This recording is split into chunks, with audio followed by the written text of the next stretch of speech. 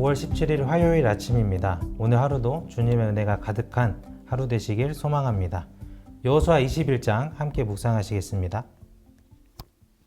그때의 레위 사람의 족장들이 제사장 엘르아살과 눈의 아들 여호수아와 이스라엘 자손의 지파 족장들에게 나와 가나안 땅 실로에서 그들에게 말하여 이르되 여호와께서 모세에게 명령하사 우리가 거주할 성읍들과 우리 가축을 위해 그 목초지들을 우리에게 주라 하셨나이다 하매 이스라엘 자손이 여호와의 명령을 따라 자기의 기업에서 이 성읍들과 그 목초지들을 레위 사람에게 주니라. 그앗 가족을 위하여 제비를 뽑았는데 레위 사람 중 제사장 아론의 자손들은 유다 지파와 시므온 지파와 베냐민 지파 중에서 제비 뽑은 대로 13성읍을 받았고 그앗 자손들 중에 남은 자는 에브라임 지파의 가족과 단 지파와 므낫세 반 지파 중에서 제비 뽑은 대로 10성읍을 받았으며 게르손 자손들은 이사갈 지파의 가족들과 아셀 지파와 납달리 지파와 바산에 있는 므낫세 반 지파 중에서 제비 뽑은 대로 13성읍을 받았더라.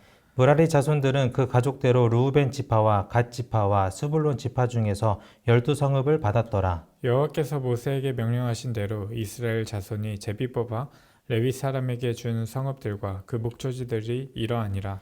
유다 자손의 지파와 시므온 자손의 지파 중에서는 이 아래에 기명한 성읍들을 주었는데 레위 자손 중 그앗 가족들에 속한 아론 자손이 첫째로 제비 뽑혔으므로 아낙의 아버지 아르바의 성읍 유다 산지 기럇 아르바 곧 헤브론과 그 주위의 목초지를 그들에게 주었고 그 성읍의 밭과 그 촌락들은 여분네의 아들 갈렙에게 주어 소유가 되게 하였더라.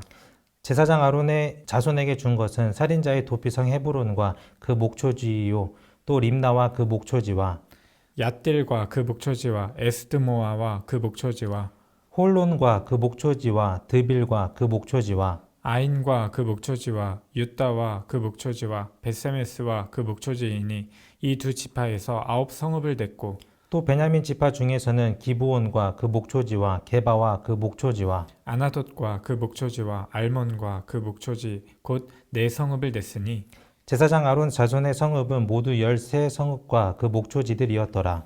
레위 사람인 그앗 자손 중에 남은 자들의 가족들 곧 그앗 자손에게는 제비 뽑아 에브라임 지파 중에서 그 성읍들을 주었으니 곧 살인자의 도피성 에브라임 산지 세겜과 그 목초지요 또 게셀과 그 목초지와 깁사임과 그 목초지와 베토론과 그 목초지이니 4성읍이요 또 단 지파 중에서 준 것은 엘드게와 그 목초지와 기쁘돈과 그 목초지와 아얄론과 그 목초지와 가드림몬과 그 목초지이니 4성읍이요 또 므낫세 반 지파 중에서 준 것은 다하낙과 그 목초지와 가드림몬과 그 목초지이니 2성읍이라.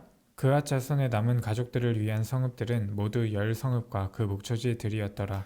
레위 가족의 게르손 자손에게는 므낫세 반 지파 중에서 살인자의 도피성 바산골란과 그 목초지를 주었고 또 브에스드라와 그 목초지를 주었으니 2성읍이요. 이사갈 지파 중에서는 기시온과 그 목초지와 다브랏과 그 목초지와 야르묵과 그 목초지와 엔간님과 그 목초지를 주었으니 4성읍이요. 아셀 지파 중에서는 미살과 그 목초지와 압돈과 그 목초지와 헬갓과 그 목초지와 르홉과 그 목초지를 주었으니 4성읍이요. 납달리 지파 중에서는 살인자의 도피성 갈릴리 게데스와 그 목초지를 주었고 또 함몬 돌과 그 목초지와 가르단과 그 목초지를 주었으니 3성읍이라.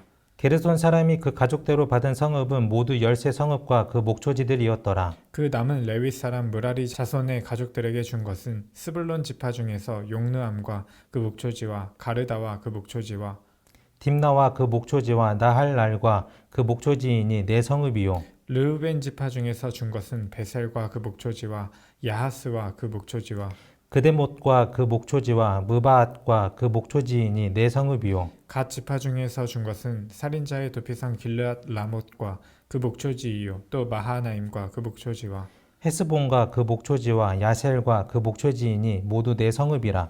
이는 레위 가족의 남은 자 곧 므라리 자손이 그들의 가족대로 받은 성읍이니 그들이 제비 뽑아 얻은 성읍이 12성읍이었더라. 레위 사람들이 이스라엘 자손의 기업 중에서 받은 성읍은 모두 48성읍이요 또 그 목초지들이라. 이 각 성읍의 주위에 목초지가 있었고 모든 성읍이 다 그리하였더라.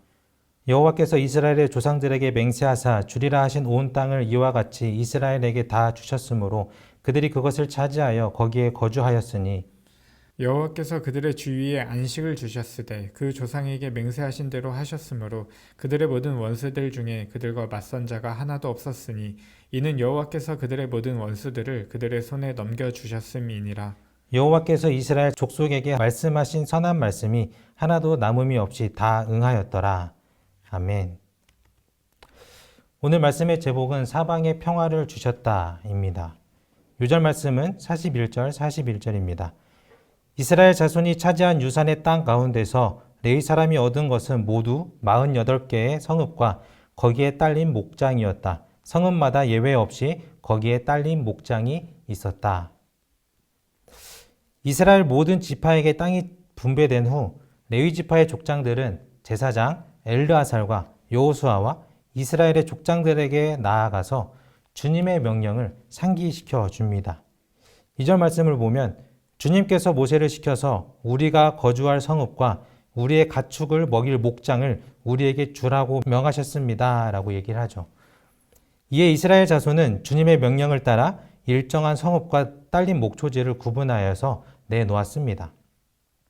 가나안 전 지역에 걸쳐 모두 48개의 성읍과 들이었습니다. 민수기 35장에서는 그 성들을 중심으로 사방 2,000자의 초지도 함께 내놓았다라는 것을 말해주고 있죠. 일종의 토지 공개념으로 볼 수 있습니다.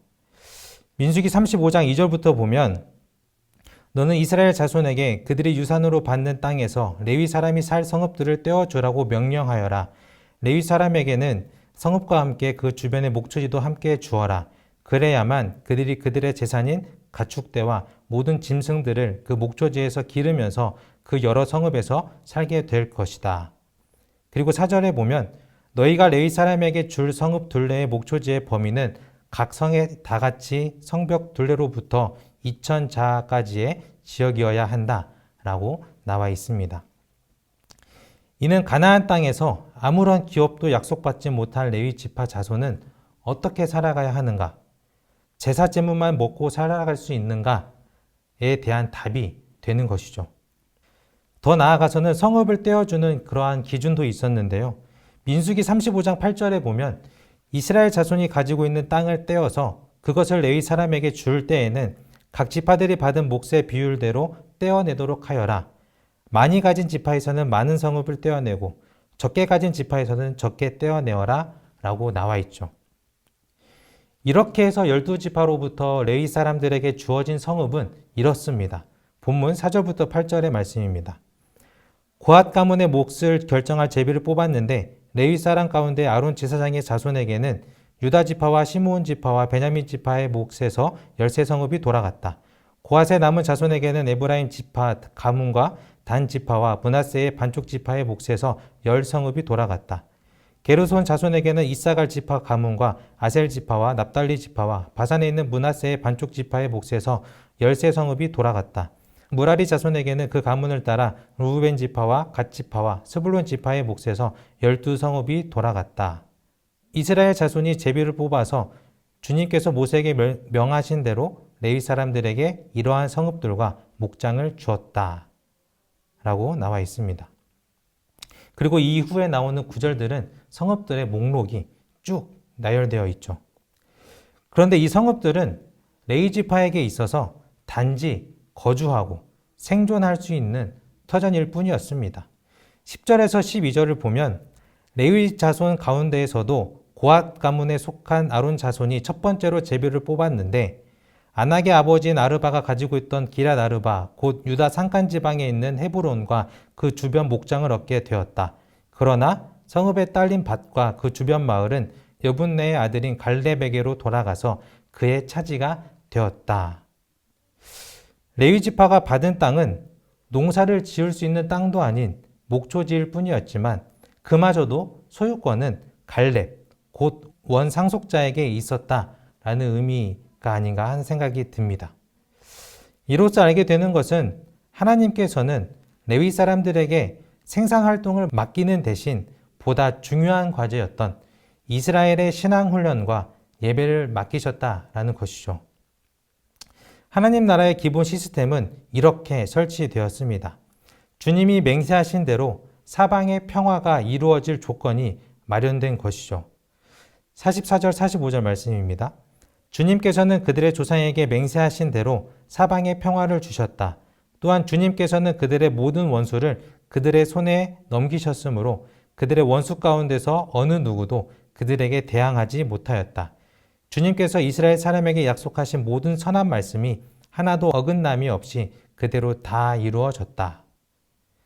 하나님께서 이스라엘 민족에게 약속의 땅 가나안에 들어가게 하시고 또 그 안에서 모든 지파가 자신들의 역할과 책임을 다하게 하심으로써 그렇게 하나님 나라의 기본 시스템을 마련해 주셔서 그 땅 사방에 평화가 깃들게 하셨던 것처럼 오늘을 살아가는 우리도 그리스도 예수께서 몸소 보여주신 그 모습을 본받아서 이 땅 곳곳에 하나님의 평화가 가득 스며들 수 있도록 각자의 삶의 자리에서 평화를 위해 애쓰며 살아가는 주님의 자녀들 되시기를 간절히 소망하겠습니다. 기도하겠습니다. 하나님, 주님의 자녀로서 우리에게 맡기신 사명을 잘 이루어가며 살아가게 해 주시옵소서.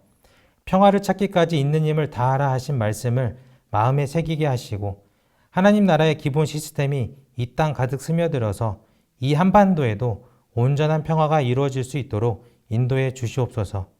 오늘 또 평화의 일꾼으로 살아가고자 노력하는 교회들에게 힘을 주시고 넘치는 복도 허락하여 주시옵소서.